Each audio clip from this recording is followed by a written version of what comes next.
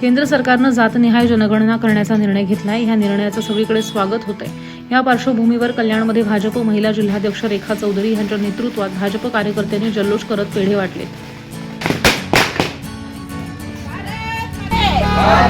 भारतीय जनता पार्टीचा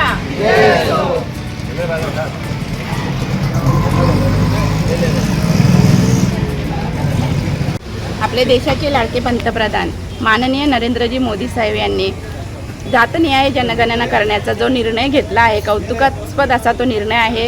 या निर्णयाने जे वंचित वर्ग आहे त्यांना या निर्णयाचा अधिकार त्यांना मजबूत करण्यासाठी त्यांचा अधिकार मिळेल आणि देशाची जी आर्थिक आणि सामाजिक घडी आहे ती मजबूत करण्यासाठी या निर्णयाचा खूप मोठा वाटा आहे।